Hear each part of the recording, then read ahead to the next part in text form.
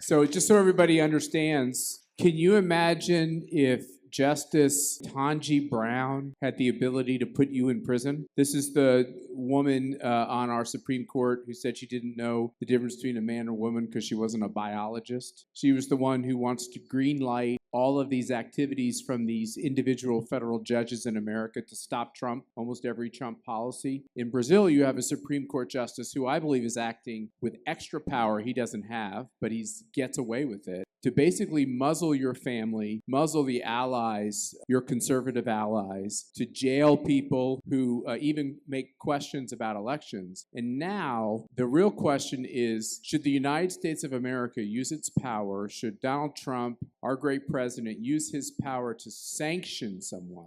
Should he use that power to sanction the chief judge in Brazil because of all of this political activity that he's engaged in? Would send quite a message and shut this down. Is that the real question at hand now? Sure, yes. And you have a bunch of arguments to do that. Not only political arguments, but also economic arguments. Because this judge, Alexandre de Moraes, he did not let, for example, Rumble and Truth Social to go to Brazil and explore the second largest market for social media in the Western Hemisphere. Because Brazil is always the number one right after the United States for this market. For example, you have human rights violations. He sent people to jail, people with disease. Even the Attorney General said, release this guy. He's going to be dead in jail. He did not even look for this, for the arguments. And the guy dead. His name is Clezão. Clezão is dead.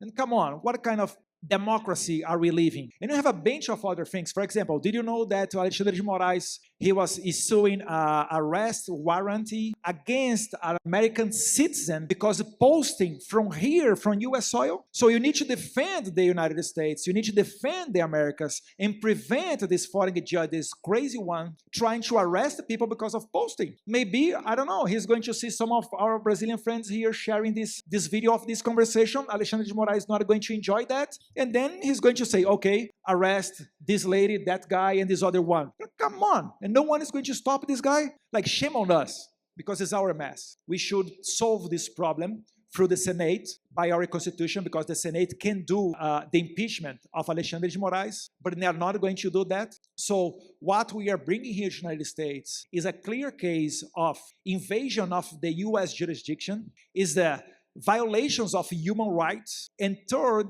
and no less important, is to clean the mess left behind by Biden administration. When you send the CIA director, the national security advisor, high-level people in the White House to go to Brazil and say, look, you right-wing, you cannot comply, you cannot say nothing about the electoral process, because other way you are going to sanction your country. This is the real interference. I know that is not the fault of the current administration, it's not your fault, but okay, my friend, is that possible we go back and clean this mess? Because other way the regime is going to consolidate.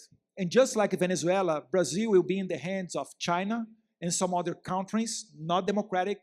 There is nothing similar culture of Brazil. And then it will be a problem to the United States, because we are on the top of the world, talk about exporting minerals, food, energy, everything that you need for a world war. And more than that, Brazil, if you are thinking that you have a problem with Cuba and Venezuela that for sure need a special attention, Brazil population is 5 times the population of Cuba and Venezuela combined.